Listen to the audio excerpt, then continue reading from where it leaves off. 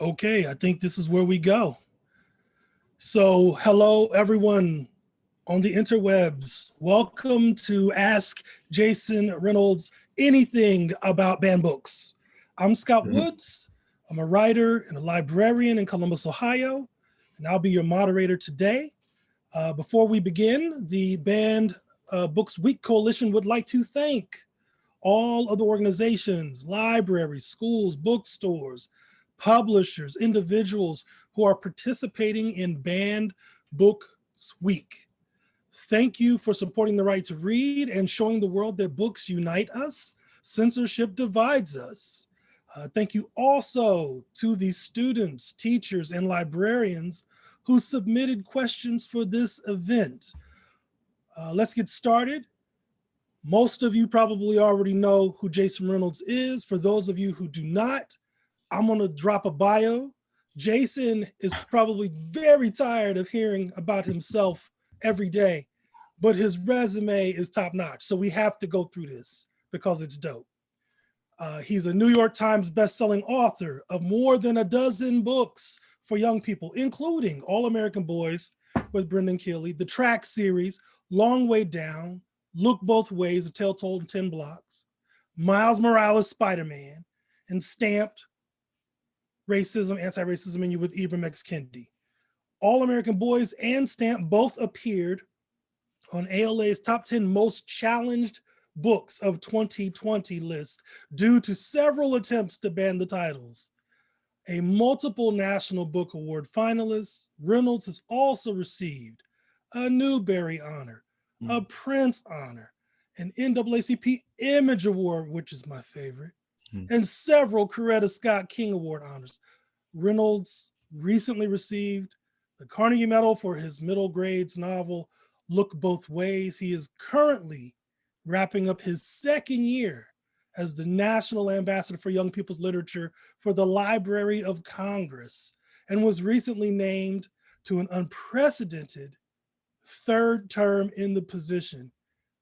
Hello, Jason Reynolds, what is up? My brother, what's happening, man? Thanks for having me. No, it's our pleasure. It's our pleasure. So basically the way I think this is probably going to go is I'm going to go through the questions that were submitted. Sure. We'll just kind of go back and forth on that.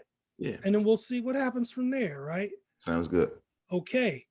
I do want to tell one thing real quick. Jason and I have never met. This is our first time meeting, but we almost crossed paths a couple of times actually, because Jason apparently loves when he goes to cities, at least when he comes to my city in Columbus, he loves going to libraries and just popping in and dropping in and checking them out. Sure. But he always comes in when I'm not there. So, so we almost did this before, but alas, here we are. That's what's up. I'll be out there in a couple of weeks, man. We have to make it happen. Absolutely. I'll clear my schedule, have my people. You're so busy. You're too busy for the kid. That's a problem. All right. So the first question that we have is from Preston, who is a student from Maynardville, Tennessee. The question is, there are many people who are requesting censorship of speech in regards to racist or homophobic slurs. Some of these people also say that books should not be banned. My question is, where does the line on censorship need to be drawn? Is some censorship acceptable, or is all of it simply an insult to freedom of speech? What's his name? Preston? Preston. This is a good, it's funny, man, because the youngins have more nuance than some of us have. This is a good question. It's complicated, but I'm glad you asked this because I think it gets at something that's very important. And I think what it actually is getting at is the idea of intent. Let me frame it in this way. When we're young people in class, teachers say there's no such thing as a dumb question, right? There's no such thing as a stupid question. We've all heard this. There's no such thing as a stupid question. And the reason they say this is because they want to make sure that young people have an opportunity to air out their curiosities and then to also wrestle with the things that don't necessarily make sense, right? And they don't want to ever muzzle that because it will get in the way of some sort of personal growth. right? And intellectual growth, emotional growth, all these sorts of things happen when you can allow a young person to ask freely whatever it is that they might be asking. If you say it's a dumb question, then they quiet that question down, and then they move through the world with a bit of shame and fear that perhaps there is something about their curiosity that is unhealthy, right? At the same time, teachers make it clear that it is not okay for you to stand up and insult someone. This is the difference between racial slurs, like that are direct, like people who are just spouting racial slurs, and the banning of books, right? These are very different things. A racial slur, its only intention is to harm people. The point of books is to encourage discourse, right? Because I make a book does not mean that what I am saying in this book is true, right? My book is trying to, any book, the purpose of the book is to create landscape for us to wrestle with that which we believe or don't believe. And it's important that we keep that opportunity at the forefront. But me standing up and insulting a person with the intent to harm is a very, very, very, very, very different thing. And by the way, Preston, I can't stop nobody from spewing racial slurs. I don't have the power to stop anyone from doing that. These things come with consequences, as we know. But I don't have the power to stop you from saying what you want to say. I want to be clear, because we say like, well, they're banning racial slurs. There's no such thing. I can't stop you from saying what you want to say. Just know that what you are saying may have some unwelcome consequences. But to say the two things are similar, I think that the point of what I'm saying is that, but books, the intention of books aren't necessarily to be harmful. They, even if they are disagreeable, even if you don't find the book along the lines with your way of thinking, you still have the freedom and the power to like wrestle with that in that moment, or to not read it. But to hurl an insult is like throwing a spear. We're having a very different conversation. So if I can play Preston's advocate briefly with Please. a follow-up, Preston kind of buried in that question, the question of, is some censorship acceptable? Is your answer no? Censorship of language? Censorship We have to be clear here. We have to be clear here, right? Like if we're talking about the censorship of language, it depends on, like if you're asking my personal opinion, and also up against freedom of speech and freedom of expression with the clause of the harm principle, which we always leave out. There is a principle in the freedom of speech and freedom of expression, these sort of laws and acts that say that like there is a difference between like freely speaking and freely speaking with the intent to do harm. There is a difference, right? We don't talk about it enough because there is a nuance there. It's the reason why you can't, it's the reason why there's a law about libel or perjury, right? Like those things create a nuance that says, actually, there is a little bit of a like, well, you don't get to, I mean, you can do it, but there are consequences. That's all I'm saying, right? You can do it. I personally don't want to censor nobody. I just want everybody to understand that there are consequences for your actions. You're free to do what you want, right? I could walk outside right now and go and rob the bank. I have a freedom to do that.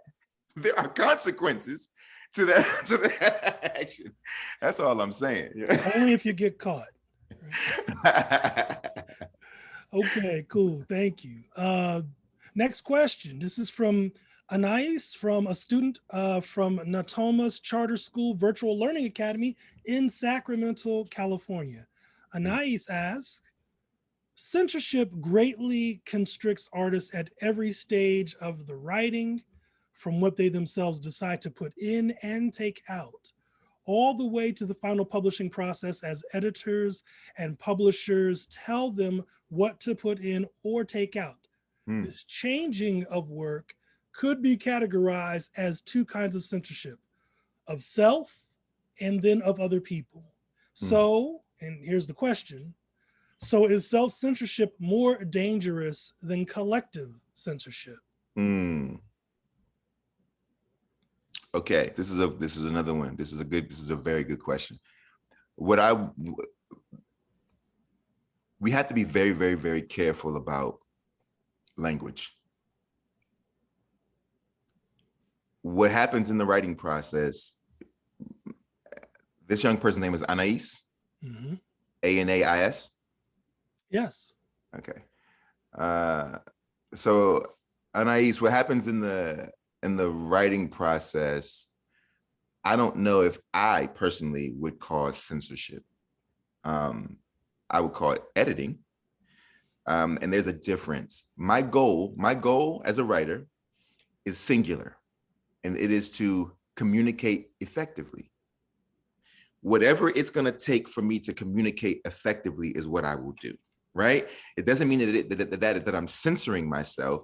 It's that, like, I am figuring out how to cut fat from the meat to make sure that it is the healthiest piece of meat possible, so that when you eat it, it sort of does its job, which is it nourishes you, it tastes good, right? Like this is the way that I'm thinking about writing. It doesn't always feel like censorship. Now, that being said, like, there have been moments in my career where an editor will say, like, this will this term or this, a prime example, right? I had a years ago, there was a prime example. Boy in the Black Suit, there's a scene where a young man walks into a corner store. He talks to the corner store clerk. The corner store clerk is Pakistani. He says the corner store clerk is speaking Arabic. And then my friends who are Pakistani called me and they say, hey, Pakistani people don't speak Arabic and we're not Middle Eastern, we're Asian. And there's a whole thing, right? I just didn't know. It was an ignorant, it was a blind spot. Didn't know. Now, my editor didn't catch it, but had my editor caught it and said, this is tricky and we should probably edit this, I don't see that as censorship. Right? I see that as making sure that I'm communicating effectively without harming people for no reason. Right? Like, those two things aren't the same. We have to be careful about that. Just because somebody is telling you that this is ineffective or this isn't working, that's not always censorship. You know what I mean? That's not always censorship. It's just about trying to be a better artist and trying to make sure, I mean, we all do it, right? Like, you know, for a fact that if you are an athlete and you're making the same mistakes every time and the coach says you got to adjust, that's not the coach censoring you, that's the coach editing you. And we have to be very careful and clear about the way we use these words, because I think this is where I think right now in our country, we're getting a little funky because we're conflating definitions, right? It's like, a prime example is conflating the definition between being uncomfortable and being unsafe. Those two things are not the same, but right now they seem to be interwoven, and that's a tricky thing. The same with being edited, right? And being censored are not the same. They're not the same thing. I want to follow that up. Mm-hmm.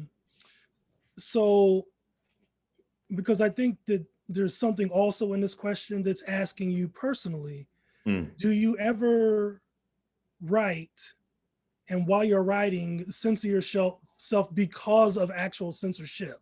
Like, oh, I don't know if I want to put this in the book because the book might get banned. No. Okay. What I will say is this, though. I understand that because of the category in which I write, there are certain lines that I have to walk, not because I'm afraid of banning, but because it has nothing to do with like my fear of banning and more to do with my desire for the books to be available, right? So, like, you see what I mean? Like, I ain't worried about I've been banned, right? I'm not tripping about that. Like, it is what it is. I'm just want to make sure that I am creating something that that will find its way to a child's hand. Right. And that has the greatest shot of finding its way to a child's hand. And if that means that I have to bend my artistic endeavor just slightly, I'm willing to do that because I have a goal in mind. And I don't see that as censorship. I see that as practical. It's just practicality with what I'm doing. Like, it makes sense to make sure, like it's like being like, oh, I want to make a car. And you're like, but the car I got in mind, it don't got no doors on it. Well, then how am I supposed to get in the car? Right? Is it censorship if I say you're going to have to cut a door into the car for it to work to make it effective? It's like, no. Okay, that makes sense. I didn't think about that. That makes sense. Let me make sure that the car can actually be driven. Right? Like, and that's the way I think about it. I ain't worried about no censors. I ain't worried about nobody, brother. All I care about are these kids and making sure that these books get in the hands of these children. Everybody else can kick rocks. Say what you want about me. As long as the shorties is with me, I ain't worried about it. Mm-hmm. Is that something that you thought about from like book one, or is that something that had to come to you as you started to put books out? It definitely it got more intense over time. I mean, with book one, I remember when I Was the Greatest came out, there was problems about the book cover because there's a gun on the cover of the book. And I would show up in libraries and they would have the covers ripped off the books, and the news in Brooklyn did a whole thing about it. They didn't want the book, what I mean? Like, I've been through this, And I think even in that situation, I was like, I'm proud of what I made. But there are going to be a whole lot of kids that won't get this book. That's my whole thing. And I know we'll get to this question because I'm sure it's going to come up about how I feel about censorship. But like, that's the thing, right? Like, I just want the books to get to the young people by any means, right? So if that means that, like, all right, there are too many F-bombs in this book and I got to take some out, F-bombs don't change your story. So we have to, like, I guess, you see what I'm saying? Like, we have to figure out a way to talk about censorship in a way that feels a little more nuanced, and it's not as easy as, like, every time you change something, it's censoring you, right? It's not how it works. Right. It's that, like, how can we make sure that this thing that you made can live in the integrity in which it was intended to live in and actually get to the intended reader? That's the way I think about it. Yeah. So in a moment of prescience, you may have predicted this next question. All the way live from Sandy, Utah. Hannah, a student from Eastmont Middle School, asked, "Hi, Jason. I was wondering how it makes you feel as a writer when one of your books is banned or challenged. Yeah. Why do you decide to write about topics that may be considered controversial?" So you got a twofer there. This is Hannah? It is. Hannah, this is such a good question. Let me answer the second part first. Why do I choose to write about things that are controversial? They're not controversial to me, right? Like, they're not controversial to me. They're part of my everyday life. They were a part of my everyday life when I was young. They're a part of a lot of young people's everyday lives. And I also think that you all live in a world. I mean, Hannah, if you are in, let's see, Hannah's school aged, which means that you have never actually lived in this country or been alive when we have not been at war of some kind, right? You also have not lived in this country when we have not been battling, you have not been alive at any point in your life thus far. We have not been dealing with a drug epidemic, right? Methamphetamines and things of that nature. That's a real thing. Opioid epidemic, right? That's your whole life. Your whole life.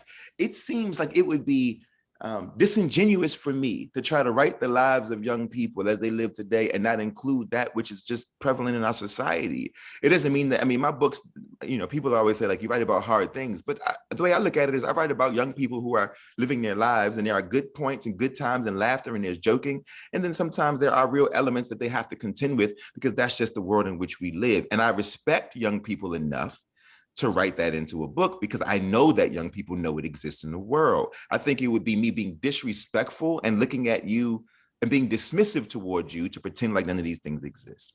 I think that y'all can handle it because I think that y'all do handle it every single day. Like, at the internet, you see things that I never saw as a kid all around the world because you got the internet. The least I could do is create language and context for us to have conversations about what it is that you're witnessing and experiencing, right?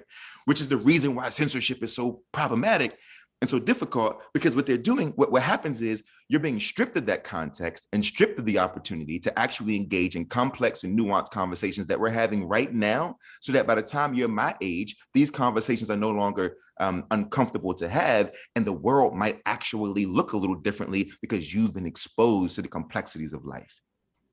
Intellectually, even if it's not happening to you physically, you're being exposed to it intellectually, so that when you meet somebody who has a little less, who's seen a little more, you won't judge that person. You'll be able to see that person as human, right? That's a gift. I take that from you, right? So how do I feel about being censored? I'm sure, Hannah, you've heard so many of us say, like, oh my God, it's cool with me, man. It's like a special club, man. It's a badge of honor if you get censored in. I don't feel that way. And no disrespect to my partners and homies who feel that way. I don't feel that way.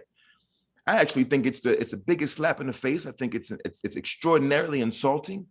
It's painful to me, because what I know is that when these books are banned, there are going to be thousands and thousands of young people who will not get these books. The assumption, right, is that, like, oh, your book sales are going to go through the roof. Yeah, by the hands of adults. But young people don't go out and buy books. Their parents buy these books, right? Most of the time. And then I think it is unfair to assume that everybody has an accessible library, that everybody has an accessible bookstore, which means that the only place that some of these kids will get these books is in their schools. So if they're banned there, then we're talking about thousands of kids who will go without the opportunity to wrestle with this sliver of life, with this sliver of creativity, this sliver of art, right? That sucks, man. I don't, there's nothing cool about it. And I want to make that clear. Like when y'all hear people say like, this is the greatest thing that ever happened to me because it's making me rich, you challenge them, push back a little bit and ask them what they think about all the kids who won't be able to read them books. That's how I really feel, you know? And like I say, no disrespect to my partners and my homies who are my real friends who feel how they feel, and it's okay. But that's the beauty of this thing, right? Of our lives. We get to disagree without disengaging, right? Excellent. Next question. This is by Pernille, a teacher who submitted on behalf of her 7th grade English students at Oregon Middle School in Oregon, Wisconsin. This is kind of a follow-up to the previous question. Mm. What do you think people are afraid of? You know what? I've asked myself this a lot because I don't really know the answer. Honestly, I don't know. But what I will tell you is, I think you want to know my real answer. Okay. Yeah, I would love your real answer. So here's the truth. Here's the truth. From what I can gather, right? Because I don't know everything. I don't know everything, right? So, but from what I can gather from my own experiences and travels, I often wonder if there are many, many adults who are terrified of being challenged by their young people. Because what happens is we will then be forced to grapple with our own biases, to grapple with our own ignorances, to grapple with the fact that I have to exercise a certain level of humility and admit that there might be things I don't know. If we empower our young people to know more. And I think and I always say this, I think some of us are more loyal to our fears than our futures. It is a gift to be challenged by your young people. It should be a gift to you. If anything, it should mean that the world is moving forward.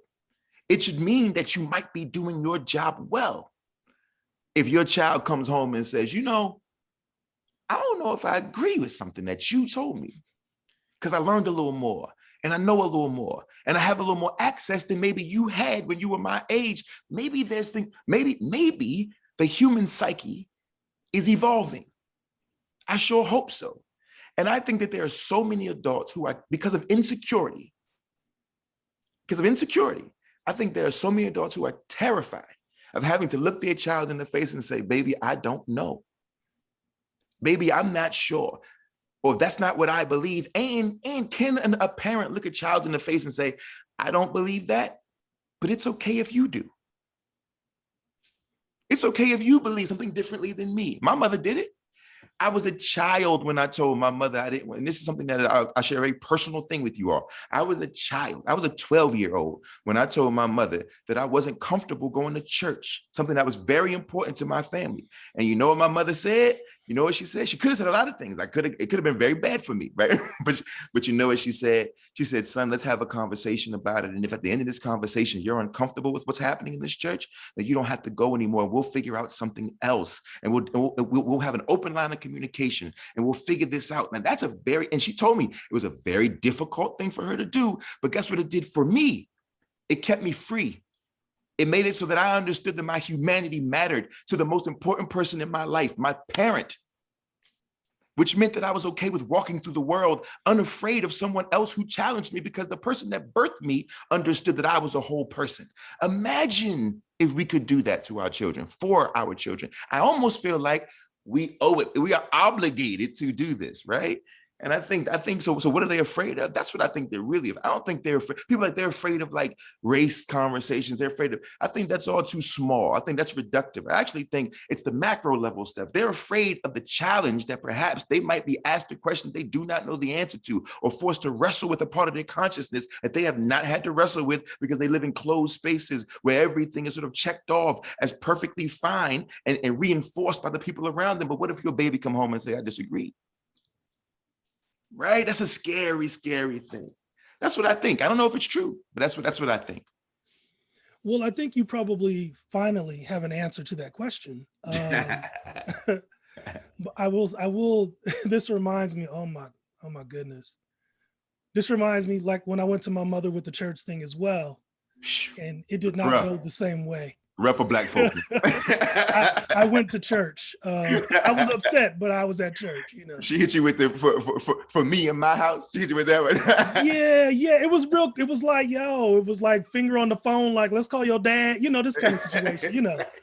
So we went to church, you know, until I was old enough to make a different decision. And that's okay too.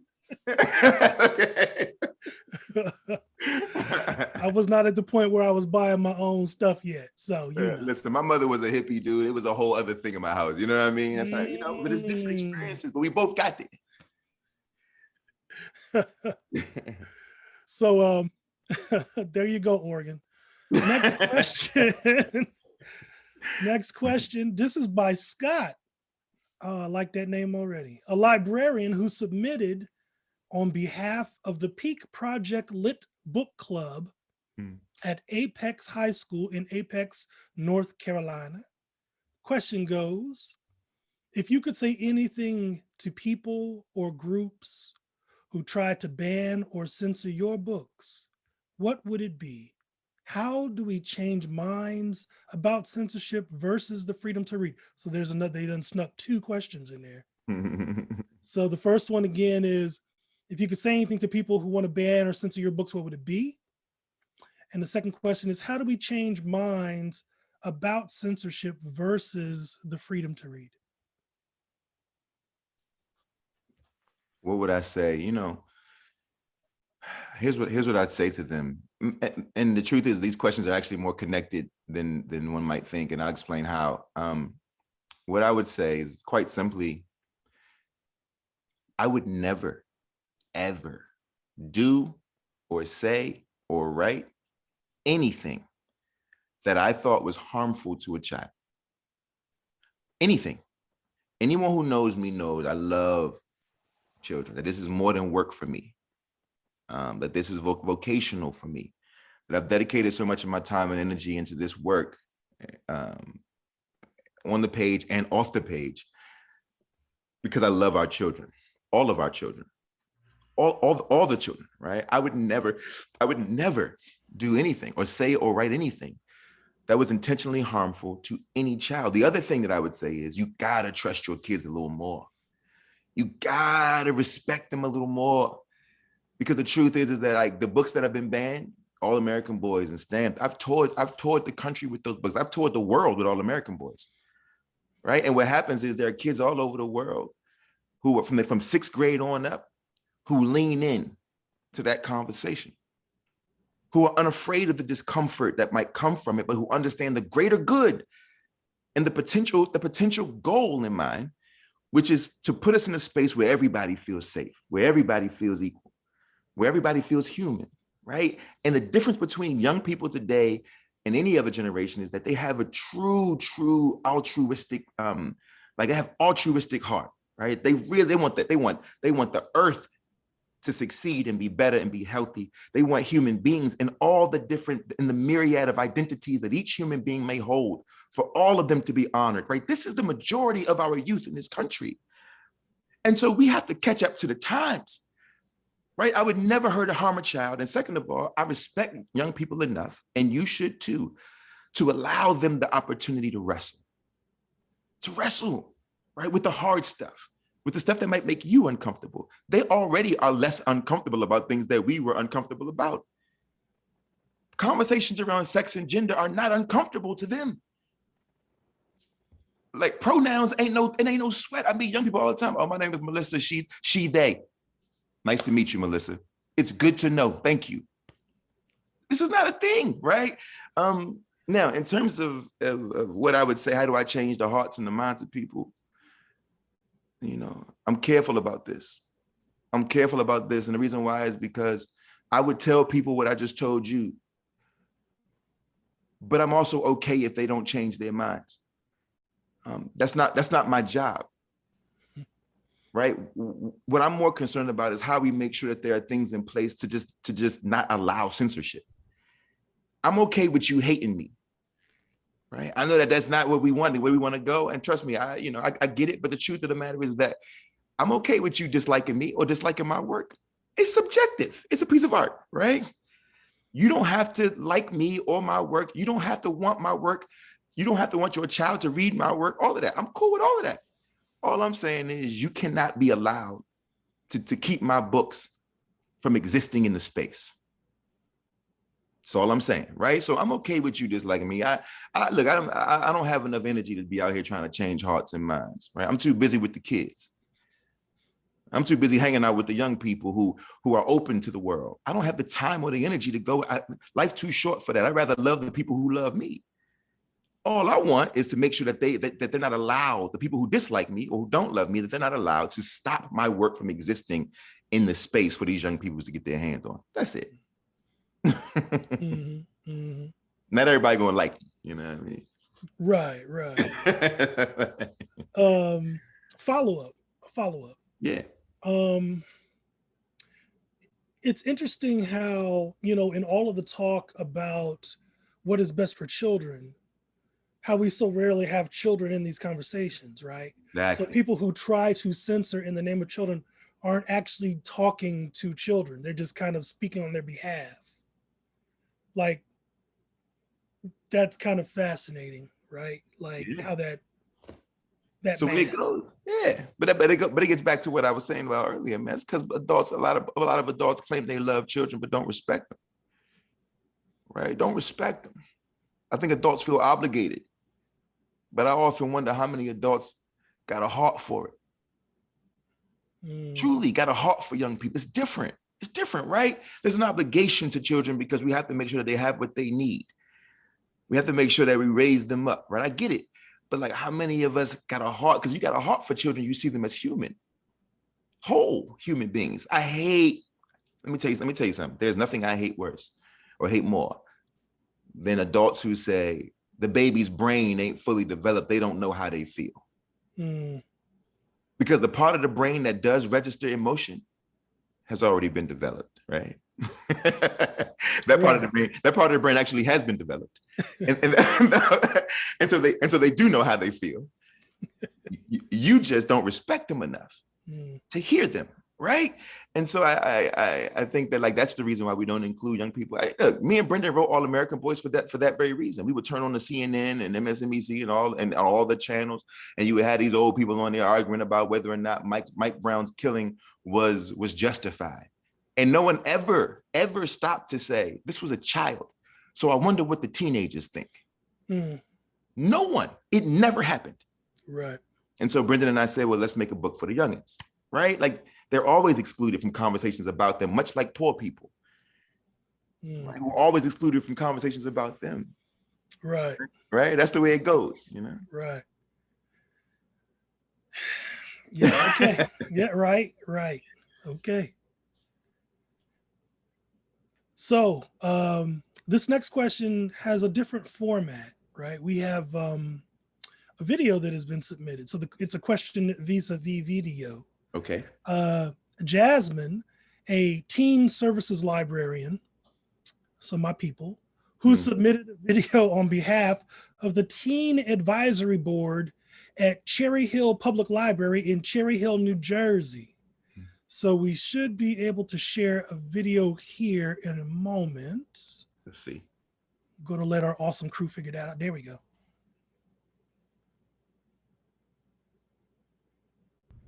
Hi, Mr. Reynolds. My name is Jasmine. You're the best. I'm the Teen Services Librarian at the Cherry Hill Public Library in Cherry Hill, New Jersey. And my question for you is, what is your advice for teens who are trying to push back against censorship in their communities? Oh, man.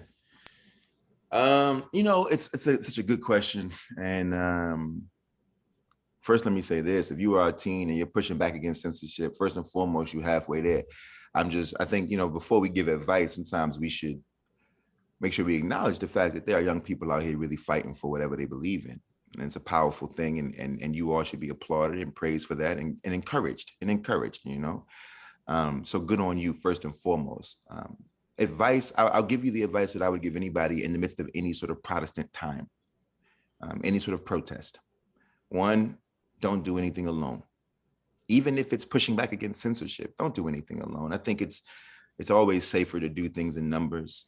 It ain't even got to be a lot of numbers, but you got to have somebody else with you too. As young people, it's always, always, always good to find an adult ally, somebody that's an adult that can stand with you, that's not afraid to stand with you and fight with you and push with you, and scream and yell and do all the things that y'all need to do. And that adult will have other resources, right? So if you find an adult who you really rock with and who really believes in this thing, that adult might have arms that are a little longer than yours and might have other resources and can link up with other people.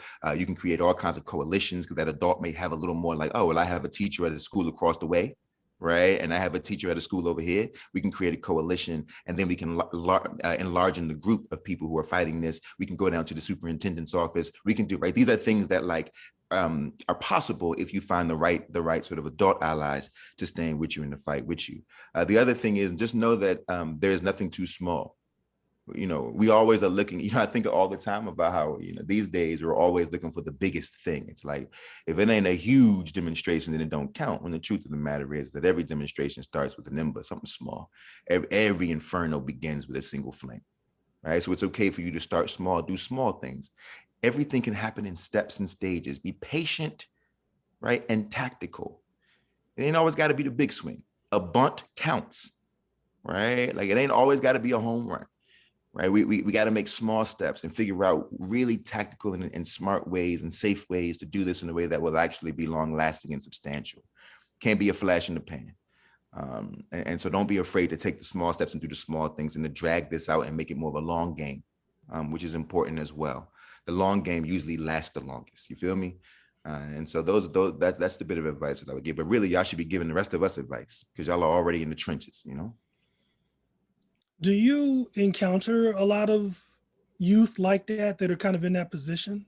All day, every day. Yeah. I've been in schools during school lockdowns where young people have locked the school down in protest, have locked the doors and locked teachers out of the school until they were willing to hear what these young folks had to say about some of the things that were happening in their buildings.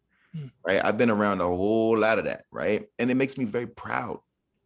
And to the good teachers and the good librarians, makes them proud too, right? To recognize that these young people have decided that actually they do have power. They do, and they know how to wield it. And to see the teachers standing with them who helped them plan this and put their jobs on the line. I think that's always a powerful thing to see. I think there are ways for it. And protest, and people get so afraid. And I'm like, yo, this is the most American thing you could do. Mm-hmm. It's the most civil and civic thing you could do is push back against the thing that you don't want. You know what I mean? Especially if you feel like it is harming you. All the people who are fighting against the books, by the way, like that's also their right to do that as well. And I want to be clear, like when we talk about censorship, I'm talking like all the way across the board. We got to make sure that we good on either side of that coin, right? Like if you're going to stand up about censorship, then you have a right to get out there and protest against me. You have every right. It's your right to do it. I would never take that right from you. I don't, but I have that, but I also have that same right. Yeah. As adults and advocates, right? How can we best support, or at least better, if not ideally best, support young people as they encounter censorship? I think first we got adults, man. We gotta listen, man. We gotta listen a little more, and we gotta listen to what's being said and what's being not said. And when it's not being said, then we got to know how and when to ask the right questions. You know what I mean? I think that's like one of the gifts of, the sharpest sword, I think, is that, right? Are you willing to hear what is being said? Like really listen actively to what's being said. And then are you willing to ask the questions that might be able to prod and pull some of the things that might be a little more uncomfortable? And do you have enough restraint to know when to stop asking questions? Right? Because we also don't want to put any young person in a trick bag. We don't want to put any young person in the crosshairs, or even if they feel like I've said too much and now I feel vulnerable in certain spaces, right? Like we got to be careful about all of that, but that's on us. That's our job, right? I think I also think in the midst of the question asking, we also have to make sure, like I said earlier, that we define certain things. words mean stuff, man. And I think that's where I'm most frustrated these days, is that people act like words don't mean anything, that words, that every word is the same definition. No, words, and we have to be clear, right? And because I think that the words, our language is what builds our culture. And so if we don't want our culture to become paper thin, then we can't allow our language to become paper thin. We have to be clear about what it is that we're saying. If a young person comes to you, like, because the real question is about, like, when it falls on the other side of the coin and a young person comes to you and says, this book has things in it that trigger me because I've had experiences in my life and I want this book censored. What do you do then? Right? Like, and these are the questions that we have to ask ourselves. Right? It's a very real thing, right? And because then the question becomes, well, I don't necessarily think the book needs to be censored, but perhaps it's okay for you to not engage with it in this particular moment in time, because I don't want to put you in a spot where you are being broken open in a way that I think might be harmful to you in a very real way, emotionally and mentally, because that's a real thing, right?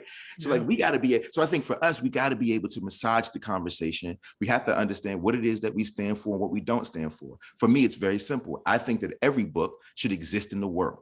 That's me. All the books should exist in the world. But I also think people should have a choice whether or not they want to engage with them. It's that simple. Yeah.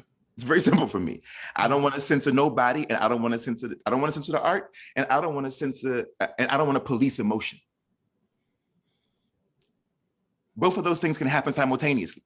Right. Do you have like a piece of advice that you would give to an adult who struggles to connect with children, like on a day one kind of level? Right? Like, okay, I hear what you're saying, Jason Reynolds. You know, I'm around children, or I have children, or I teach children, or whatever, but I struggle to communicate. Yeah. What is my day one first step? What do I need to do? I mean, to listen is one thing, but to, like, what is the day one advice? Easy peasy. Like, I live by 3 rules. Been living by these rules for a very long time. It's a mantra. The 3 tenets I've lived by for a very long time. It's a longer story that I'll tell you when I see you about how this happened to me, how this came about. 3 rules: humility, intimacy, gratitude. That's it. If you want to get into any young person's space, humility, intimacy, and actually any human being, it works for any human being. How does it work? Well, you got a young person, you're trying to figure out how to communicate. Yo, you know why young people have a hard time communicating is because they feel like you think you know more than them most of the time, or they feel like you're entitled, or you think you're entitled to knowing their life story, even though they know nothing about you. Humility is important. You know why? You know how it would be much easier to have conversations around censored books and banned books is if teachers and adults and everybody said, you know what? I don't actually know anything about the topic in which this book is about, so why don't we learn together? I don't know either. I can't, when teachers read Stamped, I love the teachers who say, we're learning this together. We're learning this, we're wrestling with it together.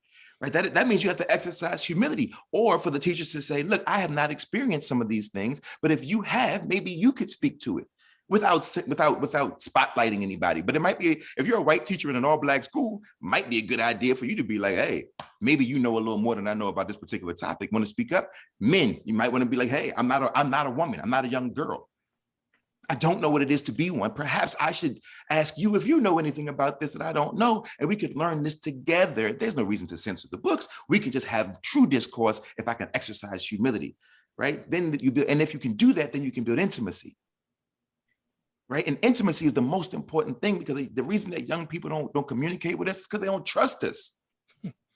Why would I give you something of me when you've given me nothing of you? Teachers and adults in general, we got all kind of rules about, like, you know, I can only let this, I can't say this, I can't say that. I used to be a social worker. I had all kind of things that I could not say and do and let people into certain parts of my own personal life, but I could do some of it, and we should do some of it. It's okay for you to tell some personal stories. It's okay for you to say that you know what it's like to eat ramen noodles. You'd be surprised how many kids would be wide-eyed and say, you know what it's like to eat ramen noodles? It's okay for you to talk about the sneakers you bought. Simple, right? It ain't got to be nothing deep. You got to give a little bit to get a little bit. That's just human. That's how all of us are. But with adults, we get entitled and we feel like they owe us something surely because of our age, right? Humility, intimacy. And then after you do all of that, you'd be surprised how far you get just by thanking young people for showing up. Some of them shorties had to jump through hoops to get to your classroom, jump through hoops to get to your library. The least you could do is thank them, because the truth is that if they weren't here, you don't have no purpose in life. All of us. It's real. If there are no young people in the world, there's no reason for us to do anything because there is no future to be leaving these things for. They're the ones that give us any purpose. The least we could do is be grateful for their existence. Thank them for and you'd be surprised how rare they hear thank you. Mm. You'd be surprised at how a sheer thank you can change the temperature of a room. Right? Simple. Humility, intimacy, and gratitude get you a long way. Easy things to do, get you a long way. Yeah. Okay. I got a little homework to do. We all do. We all do. You know what I mean? To kick it back to Banned Books real quick, specifically,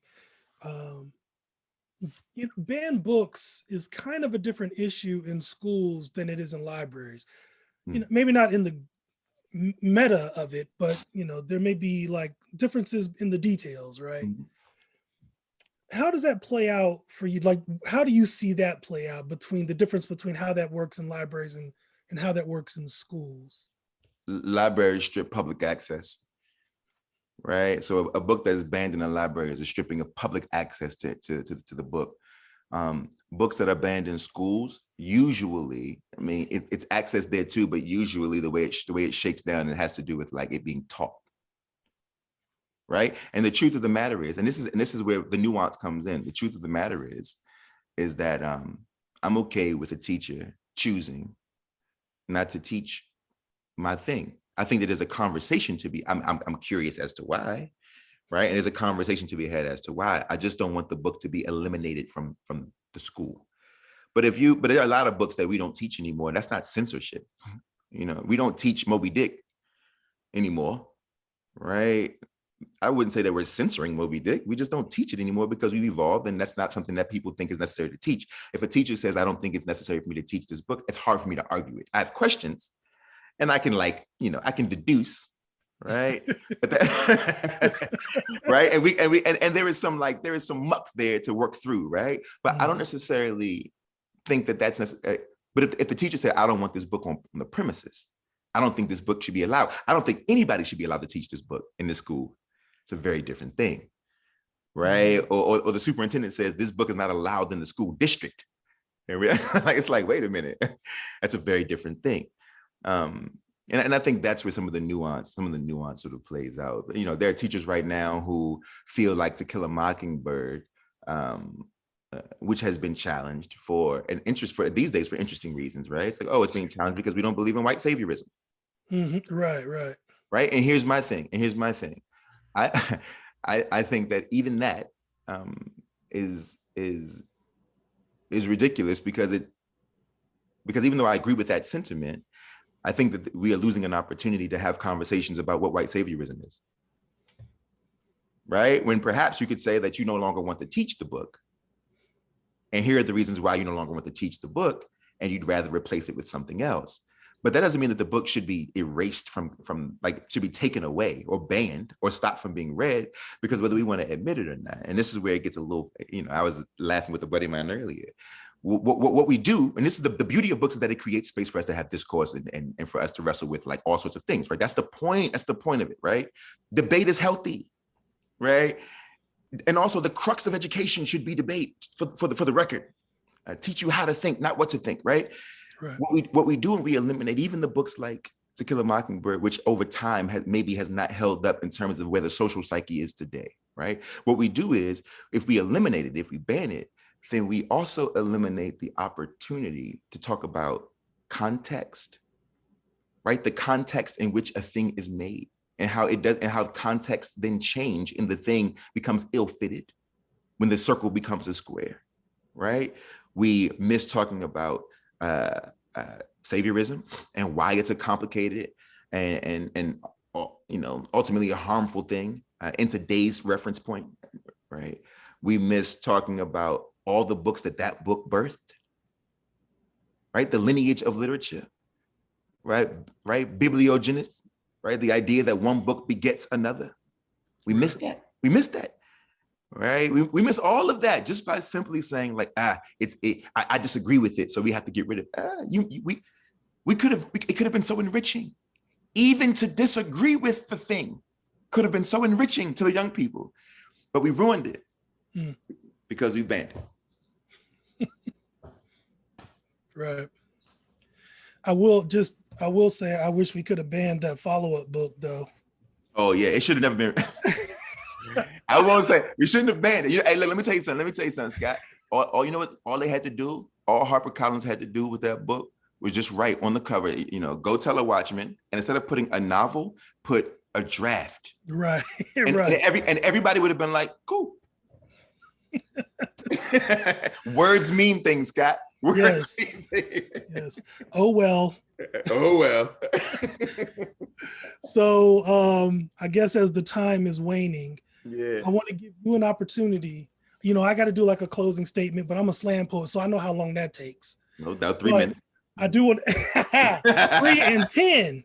And 10. But I want to give you an opportunity if there's like anything you want to just kind of throw in the pile here before we go, for all the young people that may be watching, all the professionals that may be watching. Yeah. I just, I don't have much to say. I love y'all, man. This is a labor of love. The discomfort that you feel comes from a person who loves you. I feel it's uncomfortable for me too. Right. I think because when you're on these platforms, people assume you're an expert. I'm no expert. I'm sussing it out like everybody else is. But I do believe in the freedom for these things to exist in the world. And I hope you all do too.